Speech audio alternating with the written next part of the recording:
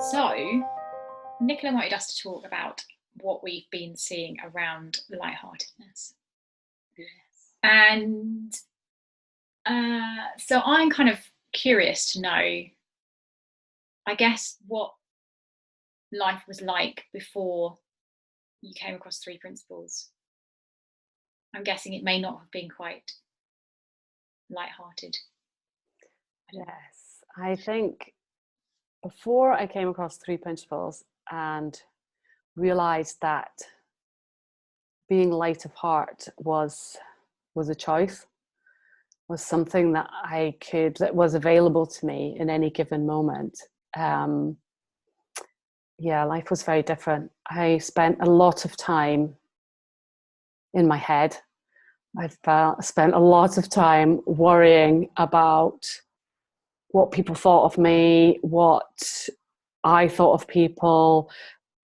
Yeah, I just spent a lot of time worried, anxious. I felt overwhelmed a lot of the time. I felt my head was fuzzy. I Yeah. think that's the best way to describe it, fuzzy. You know, that kind of fuzzy way all the time. Um, yeah, I just worried a lot about everything. And I guess for me, it manifested in not having enough time to do the things I wanted to do. Um, and I often found myself doing things that I thought I had wanted to do and then not enjoying them. So a real trigger for me was when I realized that, when I just before I bumped into the three principles and I was looking around for some help, was when I realized that I just didn't want to go away on a weekend with my friends to a spa, which Wow. was always my thing that I love to do. I know it's not everybody's thing, but I loved it. And I'm sociable, I like to be with my friends, and I just didn't want to. I was like, I just don't want to go. And my husband was like, oh, okay. And I couldn't understand why. I actually thought I was going bonkers, if I'm really honest, because I was like, well, what's wrong with me? You know, you like that. Why do you not want to go? So that was quite difficult. And I felt like I was having an out of body experience quite a lot of the time. I felt distance from myself in a strange sort of way. Um, and ultimately, I had to give up working for a short while and struggled with my family and with my kids, and just generally struggled a lot of the time. Sounds pretty similar to me, Yeah, really. yeah, Like, it's weird, isn't it? Because like externally, people I would guess would probably look at you and thought that you were like had it all together. absolutely. That's the irony of the whole thing, is that I was, yeah, holding down a successful business, married with two kids, happily married with two kids even, and yeah, was like exercising, eating well. You know, I ticked all of those boxes, and I was miserable as sin. It's so weird, isn't it? Because that's exactly my experience. Because I had that whole kind of, everything looks fine, and having previously worked with homeless people and done counselling and all kinds of stuff, Mm-hmm. I looked at my life and was like, I've got nothing to be worried about. I've got nothing to be anxious about. I've got nothing to be unhappy about. And no one knew I was any of those things, Uh, but I just was suffering. And it didn't make any sense to me because looking at what was going on, there was no reason to suffer in my head. I didn't understand where suffering came from. yeah, yeah, I and thought it had to come from out there, and I couldn't mhm. see any reason for it. So, like you, Yeah, I kind of felt like I was totally mad. yeah, and you kind of almost want something to happen that would give you a reason for feeling bad, which is completely mental. Yeah. Yeah. So, what did you see that, like in the beginning, that like started to change it and started to, I guess, help you to see that you weren't going mad, that actually it was all perfectly normal? The biggest thing at the beginning for me was definitely seeing that I didn't have to listen to the thoughts. Like, I didn't, the thoughts that I had were not me. Mm-hmm. And that I didn't have to take them seriously. Like, they were just noise. It was just like a radio playing nearby that I had mistakenly thought had information in it specifically for me, that I had to listen to and follow. And such a big weight lifted off me when I realized that that wasn't true, that I didn't have to believe every thought I had. It's like, okay, now we're starting to feel what lighthearted might mean. That's interesting, because that was definitely not one of my first things. My first thing, I think, was realizing that they moved on. Yes. That they moved on. It took me quite a long time to see that essentially, even now, I don't see it 100%, but essentially all thoughts are lies. Yeah. You know? I love that. Yeah, they don't podcast. Yeah, I still, it makes me feel a bit kind of, oh, I'm not sure, because there's quite a lot of them that I really believe. And I don't necessarily want to believe them, but I really believe them. And it's really helpful to see, or even just to get curious as to, is it true? Sure. And that for me, because I remember the fact that I still remember hearing that, tells me that there's a truth in there somewhere, because it keeps coming back to me. Yeah. And I keep going, oh, maybe that's not true. I love that. I had that experience. So this week we had it hadn't been a very nice day during the day, and the kids got home from school and they just wanted to watch telly, and we were just sort of slumped around on the sofa, and I don't know what was going on, but I was obviously not present at all. Yeah. And then I kind of looked out the window and I was like, oh my gosh, it's really lovely out there. What am I doing? Like, why are we sitting here? And I opened the doors up and realized that it was like, I don't know, 22, 23 degrees. Yeah. Beautiful, beautiful day that had totally passed me by, because clearly I was in my head thinking about stuff. And I was like, right, kids, let's go to the beach. Let's just go to the beach. Like, and that would never have happened to me before, firstly, because I would have had, oh no, we've got to cook dinner and we need to do this and we need to do that. And, you know, there would have been a whole load of reasons why I couldn't just go. Yeah.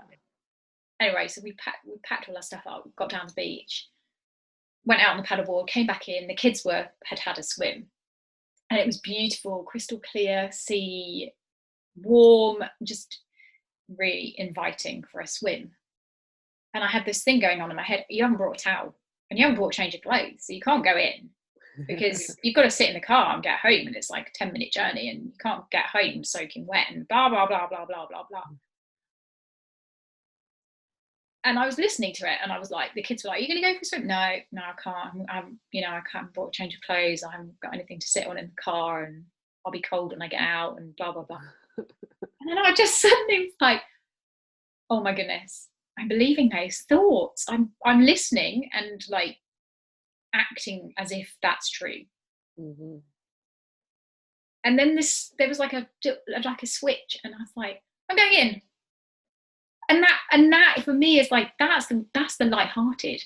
It's like, oh, there's all that heavy noise that's weighing me down, telling me I can't do things and that I shouldn't do things, and then there's like, oh my god, this is so fun. I don't have to listen to any of that.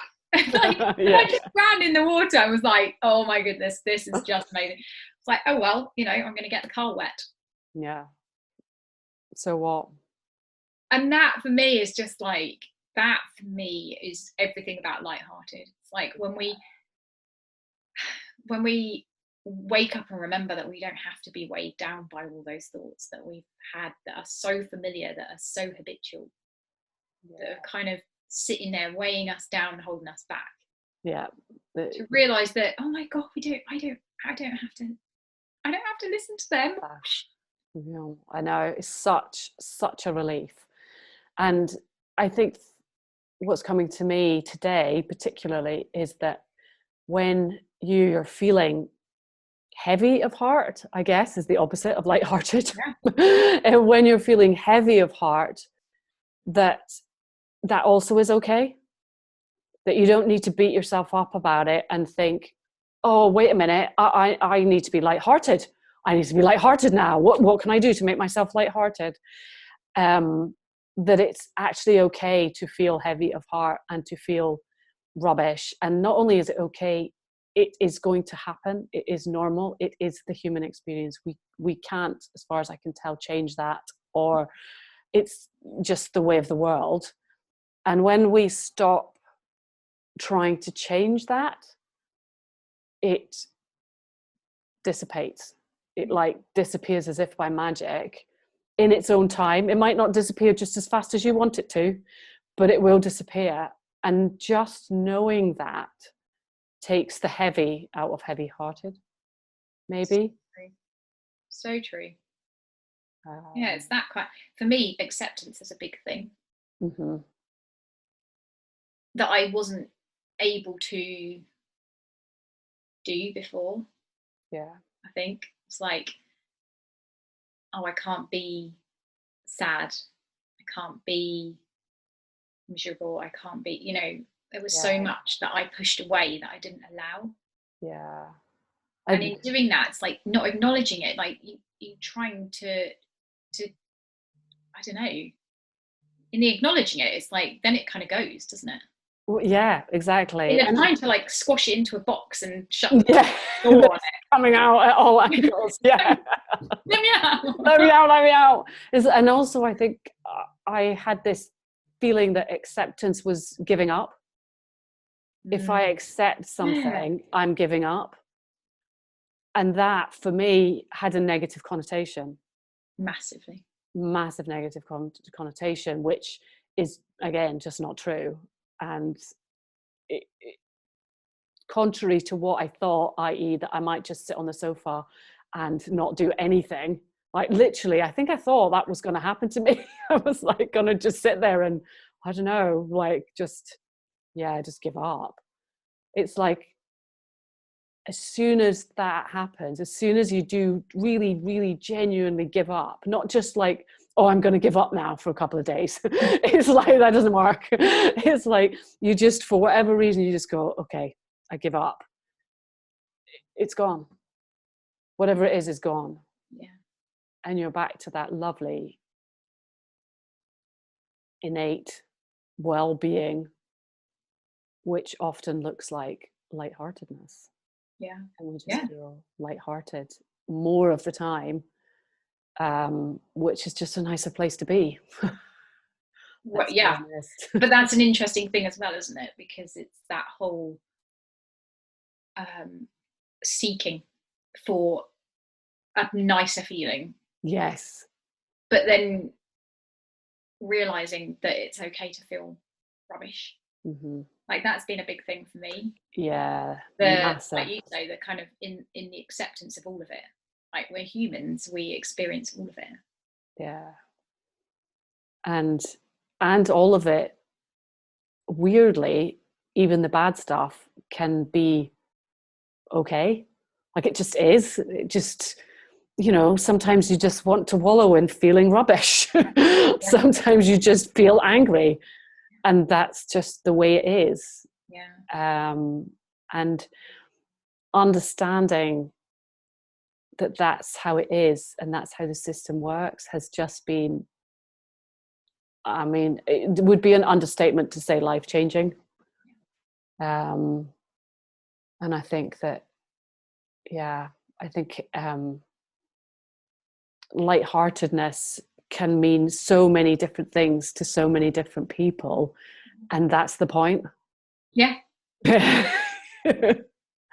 Because it's an individual experience, isn't it?